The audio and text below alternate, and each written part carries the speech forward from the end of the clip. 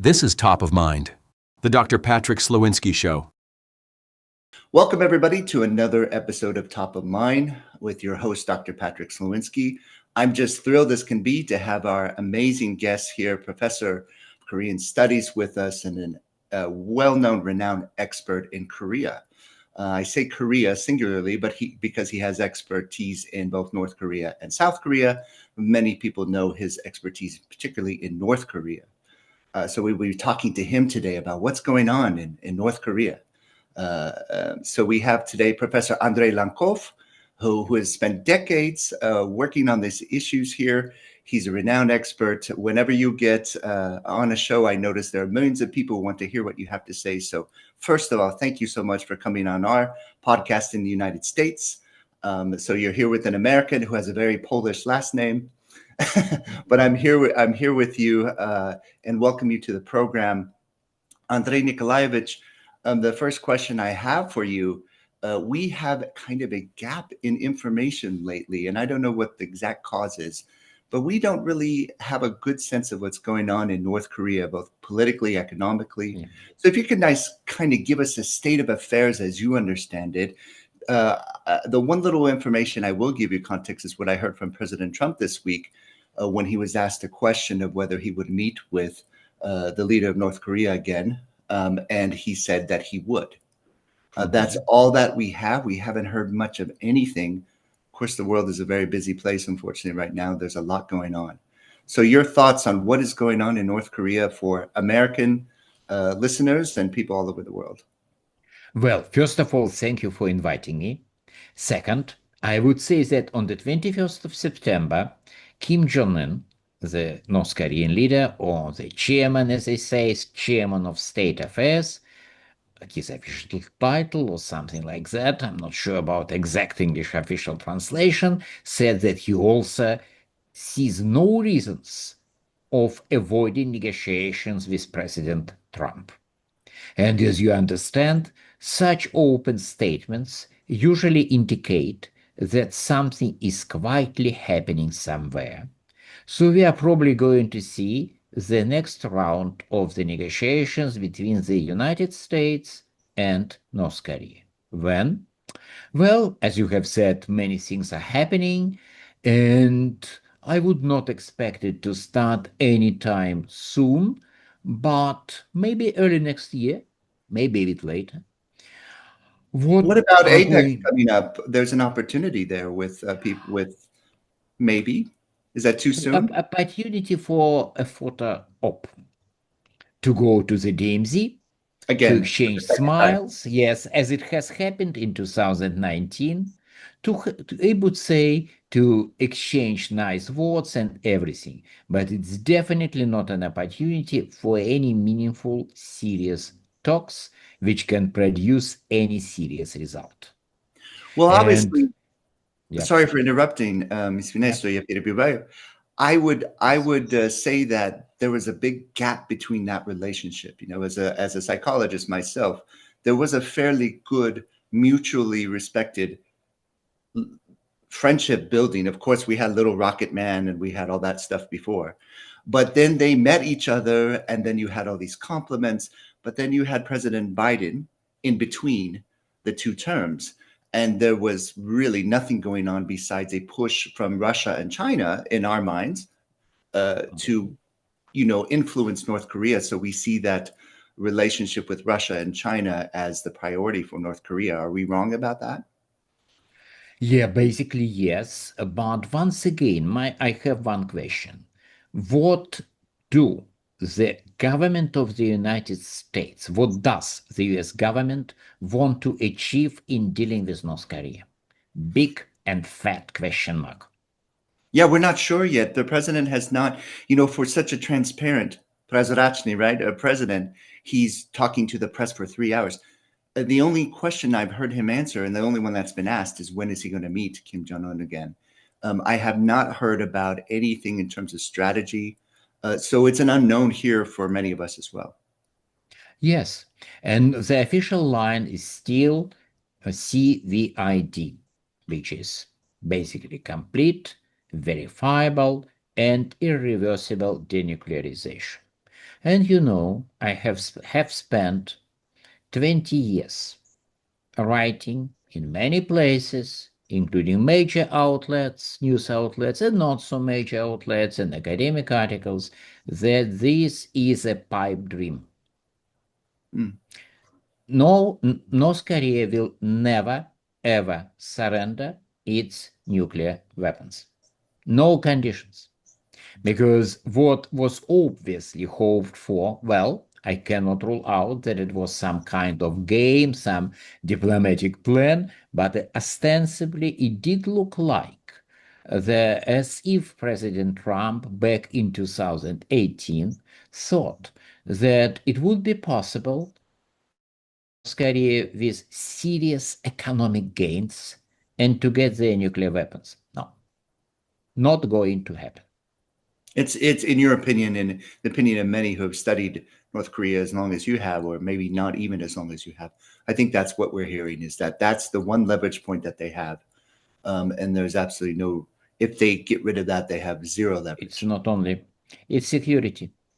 And basically, you remember they saw what happened in Libya because people who were pushing for denuclearization deal in dealing with North Korea were exactly the same people.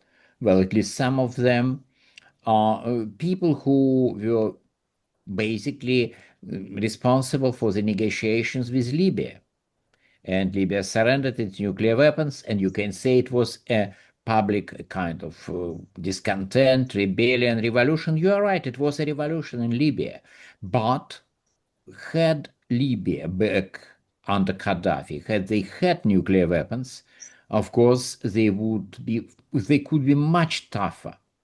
There would be much greater bloodshed, and probably, just probably, they would prevail over the revolutionary forces. But they had no nuclear weapons, and you saw how it ended. So, yeah. So, with that kind Uh, of theory, what about the opposite theory that's out there that perhaps North and South Korea could make some kind of unification? what do you call this fantasy a theory?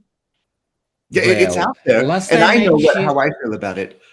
But I want you to yeah, explain to our listeners why it is a fantasy. it's complete fantasy. The per capita gap between North Korea and South Korea is by far the largest per capita income gap between two countries which share a land border. We are talking about something like unification between, say, United States and Democratic Republic of Congo. Roughly, basically, I think the gap is probably roughly the same, or maybe a bit smaller or larger.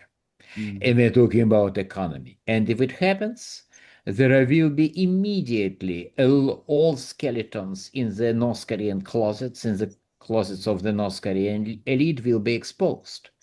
The massive abuses, human rights abuses in the prisons, in the concentration camp will become widely known.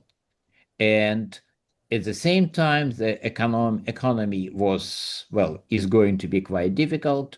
So there will be a need for scapegoats for the next leadership. And we already know that the current North Korean leaders, everybody who is somebody in the present day North Korea, is likely to become such a scapegoat.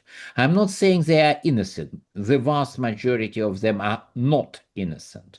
But innocent or not, they are not very eager to lose power, privilege, or maybe freedom, maybe even life. So they are not going to negotiate such a unification, and it has never been anything but just empty rhetoric. Never. Since the very beginning, both Koreas have understood only one way of unification, strictly on their own terms. South Koreans are still saying, you know, now South Korea has a new president, but the previous president said quite openly, we want unification as long as it will be under a liberal democracy, which Right. is completely unacceptable for the North Koreans. And North Koreans say, well, we would like to have reunification as long as, you know, South Korea will be more or less accepting our conditions, which is even less likely. So it has been the case for decades. And for me, it's a bit of interesting optic illusions. Because until recently, it has changed very recently, but until recently, all negotiations between two Koreas have been officially, I would say, wrapped, packaged, as if they were talks about unification. By the way, do you know how did North Koreans call? I'm not sure whether they're using this name right now, but they used to call their own spies operating inside South Korea. Your guess? No idea. Unification workers. When you were spying on South Korea, you were a worker of unification. Wow. Yes, wonderful. Minister in South Korea responsible for dealing with North Korea. How is it called? Minister of North Korean Affairs? No. Minister of Unification. And every time there are talks between North and South Korea, because both sides have to pay lip service to the idea of unification, which, well, some, hyper optimistic people in South Korea sometimes really believed. Not serious politicians, I mean people, the general public, some enthusiastic professor of humanities. Or maybe he or she believed it. But talking about serious people, they did not, never believed it. But they had to pay this lip service to this fiction of unification. So all talks were that we are discussing this and that, the military cooperation, but non-cooperation, but way to reduce chances of incidents. We are basically discussing how to kill to reduce the probabilities and of killing one another on large scale and everything, and finally eventual unification. And foreign journalists began to report that North and South Korea are talking about unification. No, they are not talking about unification. So it is another facade. So Not anymore, because, sorry for interrupting, because North Korea in December 2023, Kim Jong-un said that unification talk had been a gross mistake, that from now on, South Korea should be seen as a separate, hostile state.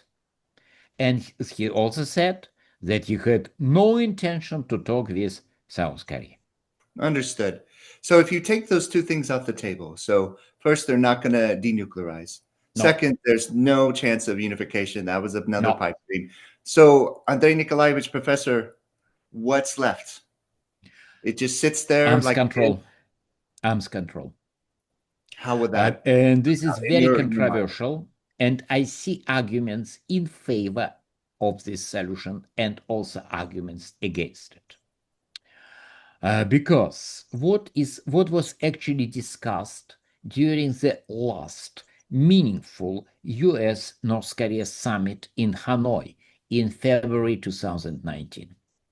The deal, which was discussed, it didn't go through, but it was seriously discussed, would include something like that. It would look like that.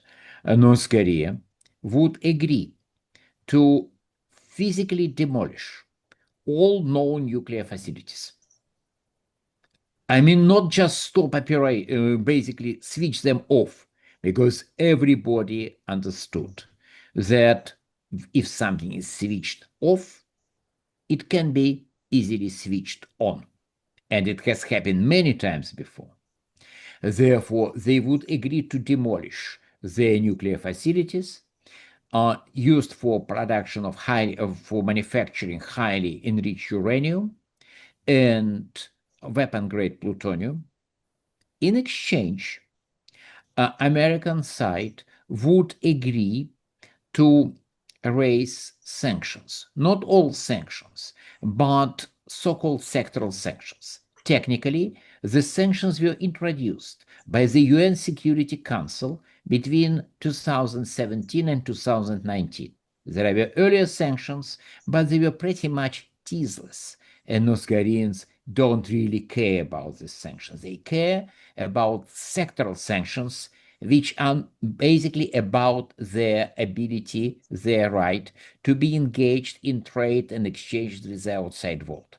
Because currently, technically they cannot buy anything of value, cannot sell anything of value. Nearly all kinds of economic interaction with the outside world is banned by the UN Security Council sanctions. And in the current situation, if the US does not use its right of veto and the Security Council, it will easily support the basically, well, maybe some technically it would be just a short a certain stoppage of sanction, or maybe complete lifting of sanctions. Sanctions will be gone, and it means that North Koreans would get ability to trade with the outside world. It would allow them to move away from the Chinese shadow. They are much dependent on China and Russia, and they are not happy about it, because they have never ever kept all their eggs in one basket. They always wanted to have to get aid and assistance and everything from a number of patrons, preferably patrons who strongly dislike one another, so they can use their contradictions and rivalry and jealousy and everything to get something. Anyway, and they will get back freedom of diplomatic maneuver, and in the same time, it will be a de facto step. American side, of course, was unlikely to openly admit it, but of course it would be a de facto state, a small step, or maybe not so a small step, to the recognition of North Korea as a de facto nuclear power.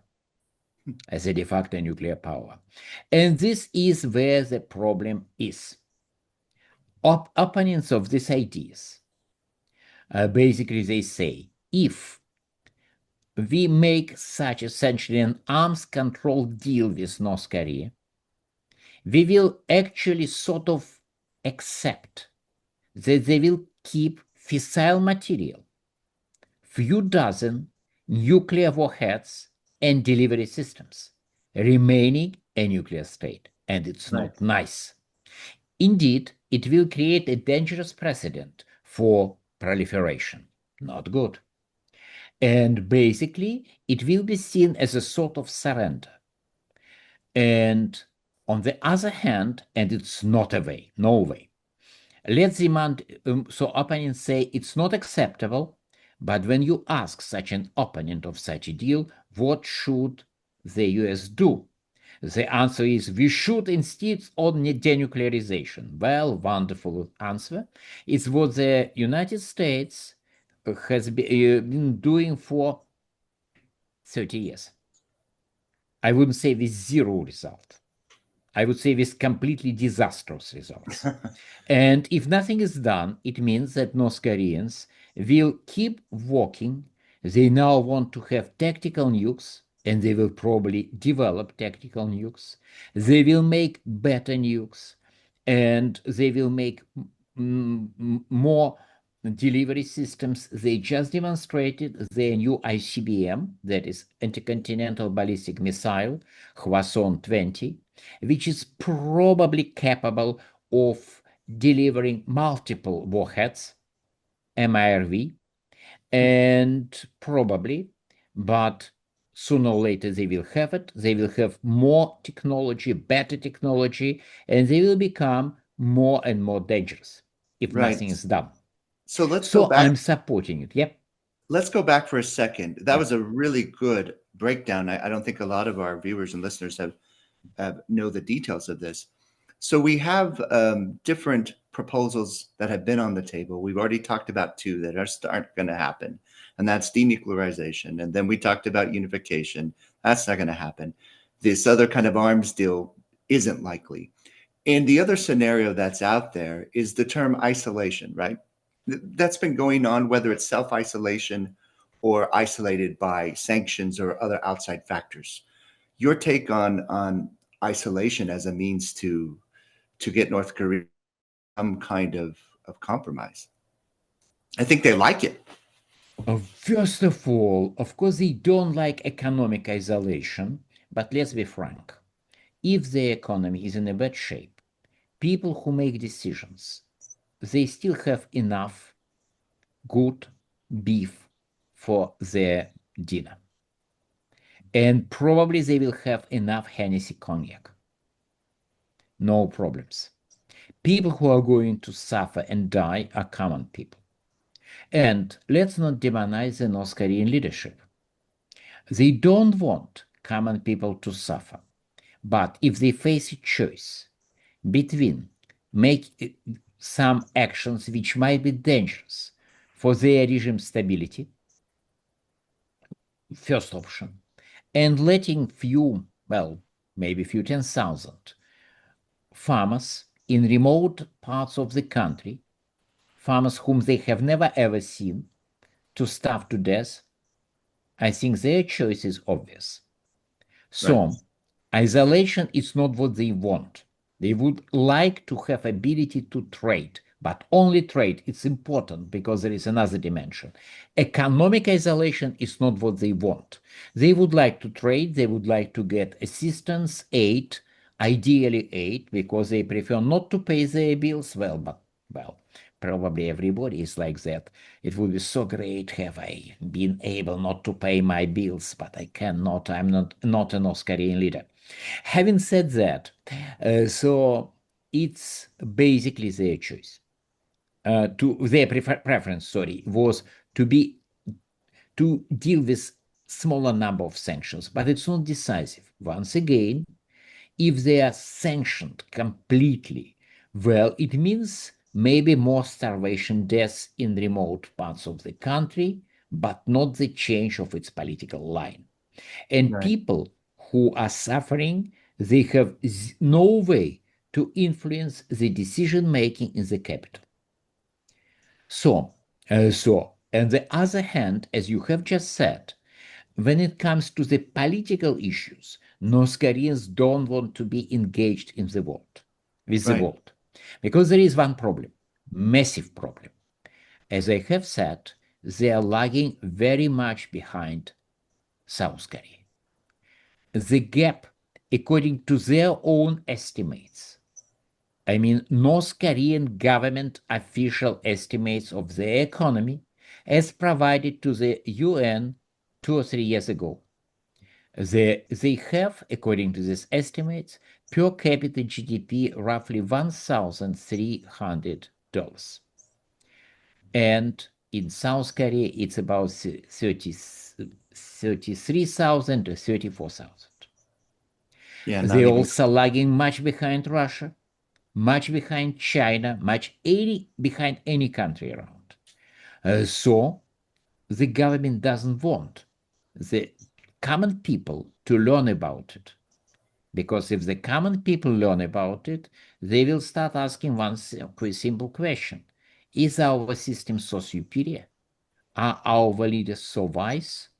It does not necessarily, well, probably it will not necessarily mean a kind of lead to revolution or regime collapse or whichever, but it will make running the country far more complicated. Right. And therefore, for the sake of domestic political stability, North Korean government has no choice but to keep the country isolated. Right. How about the educational system? Is that another Quite, means? quite good. They It's quite. have, for such a poor country, communist countries, there are a few things communist countries did well, but primary education and to some extent secondary education, well, they were doing quite well. In spite of being very poor, North Korea has pretty much 100% literacy rate. Yeah, and have had it for nearly, well, say 40 years. Everybody goes to school. Well, during starvation period in the late 1990s, well, maybe not everybody, but still overwhelming majority of children went to school. Now they have food shortages, not starvation, which means every boy, every girl goes to school. So literacy, not a problem. School education is heavily ideological, but it's a fantasy to believe that they're just learning stories, usually remote from what actually happened, about greatness of their leaders, their party, and well, how all nations of the world are afraid of North Korea or are admiring North Korea. Bad nations like United States are afraid, according to their publications. You know, the US president spends his days and nights thinking about North Korea being completely terrified by their mighty weapons. But at the same time, people in Africa, they are just full of envy for North Korea because North Korea has such wonderful leaders, such a wonderful, perfect political social system. Having said that, most of the stuff they are learning are just, you know, old good science and math. But well, Eh, the irony of that is we have a real issue with that. We're lagging behind. We may have some other benefits, but if we could get, we have, moderate or modest estimates of our population always come around 320 million. I'm not sure if that counts all the people in the country. I would say it's much higher than that. Um, and we struggle with mathematics and reading literacy rates, depending on where we are. You've been to the United States; it's a large country. I wanted to ask you too about related to education, and that is also how open are they to any kind of exchanges? When's the last time you've been to North Korea? 2018. And they are, as I have said, they used to be quite open to exchanges. It might have changed recently. And personally, if you do a bit of search in this, Google search, I spent a lot of time telling that exchanges are good if if you want to somehow transform North Korea, just to make it probably more, if you like, less dangerous, more understanding, more human oriented. What's the return Because in rate? the Cold War, if you What, look what at the Cold what's War the return rate experience, for the North Koreans coming back on the exchanges? vast majority, and you know what? It's not a Soviet Union under Brezhnev, and it's not Poland under Gamulka, and they can continue and continue. Understood. It's a highly repressive regime. If somebody doesn't come back, well, it used to be, not anymore, that his or her entire family will be sent to prison or probably removed to some remote village. It's not the case anymore, but of course, if somebody defects, his or her family is basically, well, they are losing all chances for promotion. They are not going to prison normally anymore, unless it's something kind Virtual of big prison. political scandal. But they will never get promotion. They will No. always be doing, they will be discriminated everywhere. And it means that such a person will create really tough life for the family. It's first. And second, people who go overseas usually, well, there have been some defections indeed. Mhm. And if we are looking, say, at the North Korean students in the Soviet Union, you might be surprised, but there were defections of the North Korean students in the Soviet Union in the 1950s, and they got asylum from the Soviet government. Right. Yes, and there were same incidents in Hungary, in Bulgaria, in many other communist countries. But basically, most of these people come from the elite, and if they go back home, first of all, they have this responsibility, and second, usually they can count on quite successful career. I wanted to ask you, Andrei Nikolaevich, you've been to North Korea many times. The last time was 2018. You've seen it for yourself. Yeah. You're a person I know that is a person of humanity that supports peace, that wants the best for every person. What is your prognosis for the possibility of a change of life in North Korea in your lifetime, in my lifetime? I'm just a bit younger than you. Not good. I used to believe that changes were possible. And until, say, maybe 2018-19, I sort of expected, hoped for, and partially expected that North Korea would become more and more like China or Vietnam. Not a revolution. Well, revolution was also sort of possibility, maybe not that likely, but maybe. But at least for the next decades, I used to believe North Korea would gradually drift towards some, well, becoming a bit more like China, less repressive, still an authoritarian government, still a de facto absolute monarchy presided by the Kim family, but maybe less repressive, more rational when it comes to its economy, maybe more private business. As a matter of fact, they do have private business quite a lot, which is tolerated. Illegal, but tolerated. Technically illegal, practically tolerated. Yes, so I would expect that they would have these private businesses, that they would be people would be better fed. They would have some small individual freedom, like, a right to go to a seashore to without getting some permission, because in North Korea you have to get some government permit to travel outside your province and so on. It's something I expected, but not anymore. Not anymore.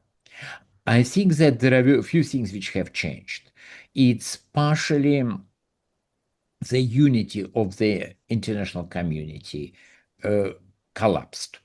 Until 2018, 2019, China and United States and Russia and Japan and all major players were willing to push North Korea. And now, well, we have the new Cold War. We have competition between China and the United States, between Russia and the United States. And North Korean government is they have always been very good in exploiting all these cracks, all these, frictions between the great powers. And this is what they are doing. And in the current situation, China has vested interest in keeping North Korea afloat. Because until 2018, 2019, China had a very deep kind of uneasy attitude to North Korea. If you see the publications, there were periods when the official media of both countries were attacking one another. In 2013, Remember that. when North Koreans executed one of their top officials, and it was the first case of widely publicized political execution in nearly half a century. I'm not saying they did not kill people, but Right. for decades, these people just disappeared, no explanation given. In this case, they spent an entire full page of their major newspaper explaining why this particular high level official was bad. And among other things, they explicitly said that he was renting some facilities and real estate to, they didn't say China, they said to a very big country nearby. So essentially it was in newspapers that somebody was too cozy to the Chinese, and well, it was a treason. It was just 10 years ago. But when the new Cold War between the United States and China began, it changed everything. From the Chinese point of view, it's vital to keep North Korea afloat right now because it's a buffer zone. The US forces are in South Korea, the US forces are in Japan, and well, at any rate, when you are in confrontation, no matter with whom, no matter why, it's always advisable to have some buffer zones along near your borders. So China is determined to keep North Korea afloat. And during the COVID-19 outbreak, it was Chinese shipment of aid, food, fertilizer, and fuel. Well, 3F, food, fuel, fertilizer, which kept North Korea afloat. And basically, even back then, when things were very tough, North Korea had no real famine. Right. People were malnourished, but they were not starving to death. Why? Because China was keeping them afloat. Why? Because China does not want regime collapse in North Korea. It does not want any kind of disorder in a neighboring country, which is both buffer zone and has nuclear weapons and large stockpiles of weapons of mass destruction. And of course, they don't want unification. When I said unification is not going to happen, I would like to emphasize, I was talking about negotiated unification. Right. But, well, like it happened in Germany or like it happened in Vietnam, a negotiation by conquest is still possible. And it's not what China wants. Well, as long as it's a conquest, or like it was in Germany, of the poor north by rich south. So China is willing to keep North Korea afloat. And on top of that, we have this war in Ukraine. We saw large scale shipment of the weapons and ammunition to Russia, which was an extremely profitable deal. And according to the South Korean estimate, in 2023, North Korean per capita, sorry, not per capita, GDP growth was 3.1%.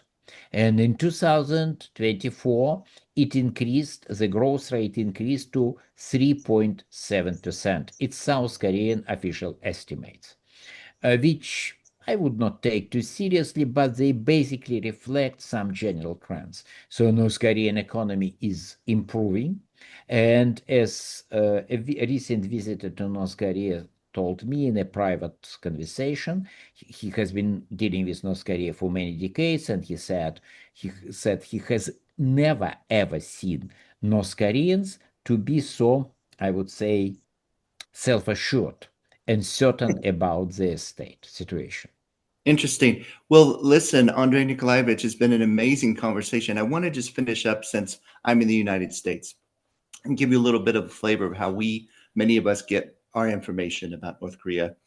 We generally hear about, oh, they killed Otto Warmbier. Oh, they put all their people in prisons or kill them. They disappear, like you said. Kim Jong-il is a dictator. They have nuclear weapons. They threaten us. They threaten their neighbors. But we don't want them threatening us. If President Trump can make a deal, great. We'll be happy with that, but it looks unlikely. So that's kind of what we think about North Korea. So we often don't think about it too much, especially when he's not threatening to send rockets. That gets our attention for a little while. But we haven't heard that for a while. So I just want you to close our wonderful conversation today. What your thoughts as an outsider looking in with a lot of expertise? What are the chances there could be better relations between the United States and North Korea? I think it will be very difficult for the US government to accept the deal, which will imply a de facto recognition of North Korea as a nuclear power. Yeah. And any arms control deal is about it.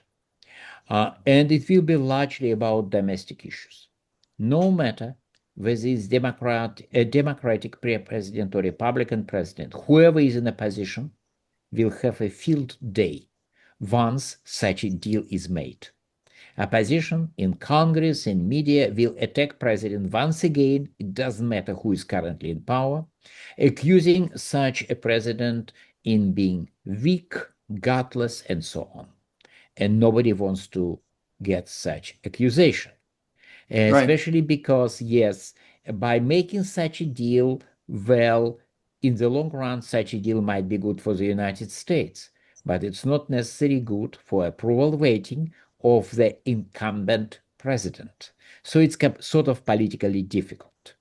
But if nothing is done, the situation will slide down. And you said, when North Koreans are not noisy, they are forgotten by the US public opinion. And not only public opinion, by decision makers. And unfortunately, you are right.